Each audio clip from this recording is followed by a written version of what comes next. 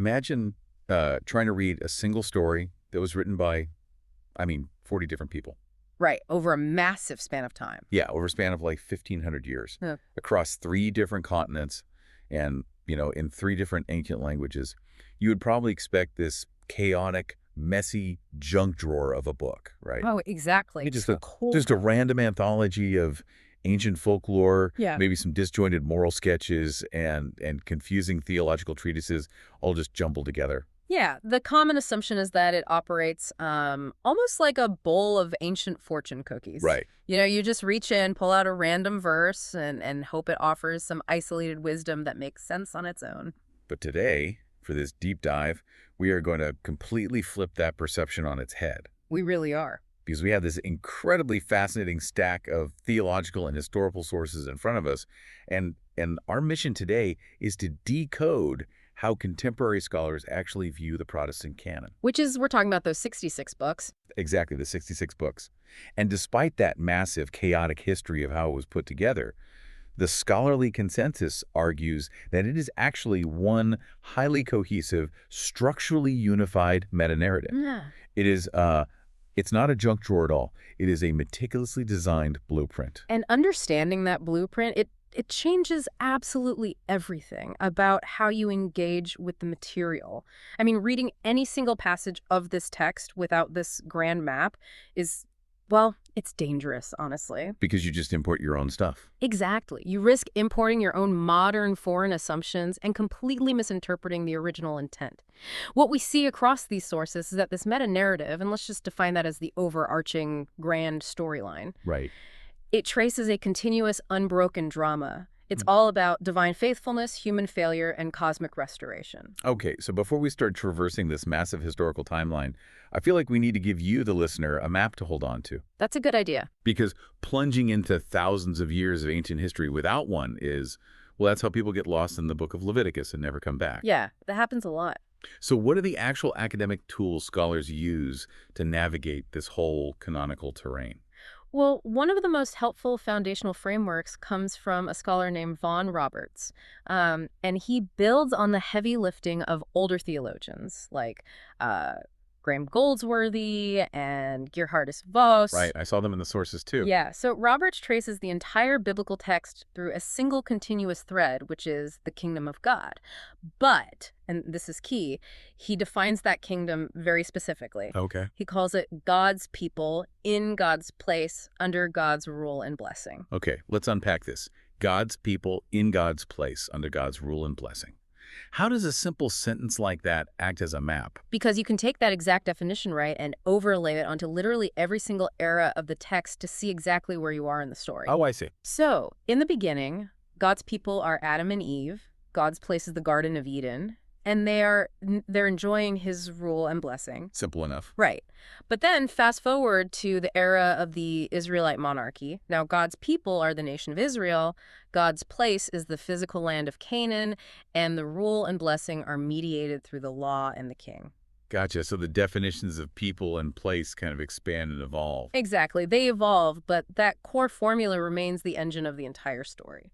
That is incredibly helpful just for organizing the filing cabinets in your brain, But I know another tool the sources spend a lot of time on is this acronym, casket empty, which I have to say sounds slightly morbid for a grand story of cosmic rescue. It does sound a bit startling at first, I'll admit, but it is actually a brilliant pedagogical tool. It was developed by Dr. Carol Kaminsky and Dr. David Palmer, Right. and it organizes salvation history chronologically. So the Old Testament is casket. That's creation, Abraham, Sinai, kings, exile, temple. Okay, so that covers the first huge chunk of history.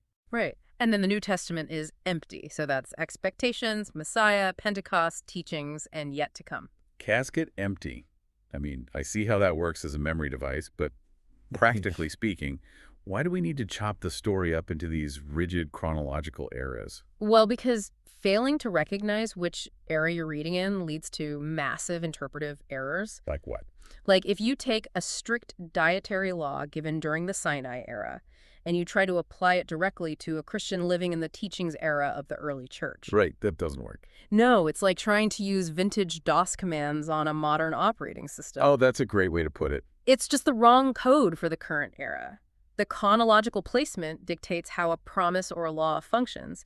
And notice how that specific casket-empty structure elegantly positions the death and resurrection of Jesus Christ, that's the Messiah era, at the absolute center of the historical timeline. That makes perfect sense. Now, zooming in a bit closer, the primary historical structure these scholars use actually divides the story into 12 distinct chronological movements. Yes. And just to lay them out for you, the listener, they are creation, patriarchs, exodus, conquest, judges, kingdom, exile, return, silence, gospel, church, and missions. But, and this is where the research completely blew my mind, they actually apply mathematics to all this history. Yes, this is where it gets really fascinating. Scholars look at something called the temporal density ratio. Math and theology. I love it. It's literally calculated as an equation. D sub t equals n sub p divided by t sub d. Okay. English, please. Right, sorry. That means narrative density equals the number of canonical pages divided by the historical duration of the era in years. Okay, so it's a formula to measure how much time the authors spend talking about an event versus how long that event actually lasted in real history. Exactly. To use an analogy, it's like a movie where a 10-year peaceful reign of a king is covered in a quick, 30-second montage. Yeah, just a few shots. Right, but a 3-day battle scene takes up a full hour of screen time. The director is slowing down the camera to tell you, hey, this is important. Can you give us some examples of this narrative slowdown from the timeline? Absolutely, because it is entirely about narrative weight. If we look at the very first era, creation and beginnings, we are talking about immense, unmeasured primeval prehistory. Right. Thousands upon thousands of years. Yet, it gets a relatively tiny amount of narrative space, just the first 11 chapters of Genesis. So the temporal density is incredibly low. Right, they just blast right through thousands of years of human history. But then look at the Babylonian exile, which was just a 70-year period. Which is nothing compared to creation. Exactly. Or look at the public ministry of Jesus Christ in the gospel era, which was a mere 3 years. Those periods have exceptionally high narrative density. Oh, I see. They tape up vast portions of the text. I mean, 4 entire books are dedicated just to those 3 years of Jesus' life. The writers are using narrative space to signal massive theological importance. So when the narrative slows down to a crawl, you were supposed to pay extremely close attention. Exactly. So if you're reading along and suddenly you're getting a day-by-day breakdown of an event, the text is flashing neon lights saying this is the core of the story. Precisely. Okay, so these chronological frameworks and equations, they map out the timeline. But history doesn't just happen in a vacuum. It happens in physical spaces. And looking at the sources, the most important space in this whole story seems to be the concept of a temple. Yes, the localization of the divine presence is arguably the most prominent macro theme running through all 12 of those eras. And it starts immediately in Genesis. Really? In Genesis? Yeah, the text portrays the Garden of Eden as way more than just a nice primitive park with some fruit trees. It is structurally presented as an archetypal temple. Wait, if Eden was a temple, wasn't Adam just a gardener? How does gardening equate to being a priest in a sacred temple? It comes down to the vocabulary in the original Hebrew text. Adam was commissioned by God to work the garden, which is the Hebrew word abad, Okay. and to keep the garden, which is shamar. Abad and Shamar. Right. And those are the exact specific technical terms used much later in the book of Numbers to describe the mandated duties of the Levitical priests. Oh, wow. Yeah, the priests who guarded and served the tabernacle. So Adam wasn't just doing landscaping. He was installed as a royal priest to represent divine rule in a sacred space. That is wild. And the geography matches too. The inner water source in Eden functions as the Holy of Holies. The surrounding garden is the holy place. And the wild, untamed territory outside the garden represents the outer court. It completely reframes how you read the opening pages of the book. And what about that famous command to be fruitful and multiply? Well, in this context, it wasn't just a biological imperative for population growth. Okay. It was a vocational command to expand the physical boundaries of that Edenic sanctuary. Adam and Eve were supposed to push that sacred order out into the wild outer courts until the entire globe was saturated with God's glory. Okay, so the original goal was a global temple. And as you trace this through the next few eras, you actually see God's presence moving and evolving, right? Like during the patriarchs era, Abraham and Jacob are constantly building these little micro-sanctuaries, these stone altars wherever they travel. Right, they're setting up localized worship. Then, during the Exodus era, the architecture upgrades to the tabernacle, this elaborate, portable tent in the wilderness.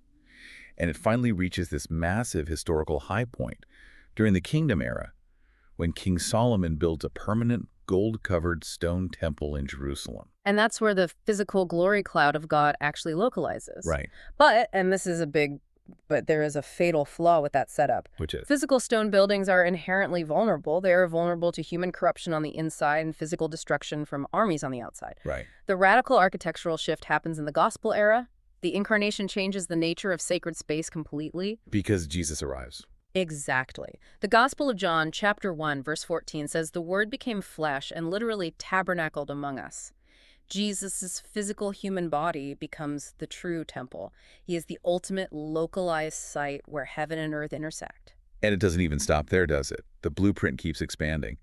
In the church era, at the event of Pentecost, this divine presence gets completely democratized. Yes, that's a huge shift. The Holy Spirit indwells the corporate body of everyday believers. The people literally become the temple. Which is incredible. And then, the climax of this whole 66-book narrative happens in Revelation, with the New Jerusalem descending to earth. And pay attention to the architectural dimensions described in that final vision. The New Jerusalem is described as a perfect cube. Which matches the exact dimensions of the ancient Holy of Holies in Solomon's temple. It was a perfect cube. So the sanctuary has finally expanded to cover the entire cosmos, just like the original mandate in Eden intended. Precisely.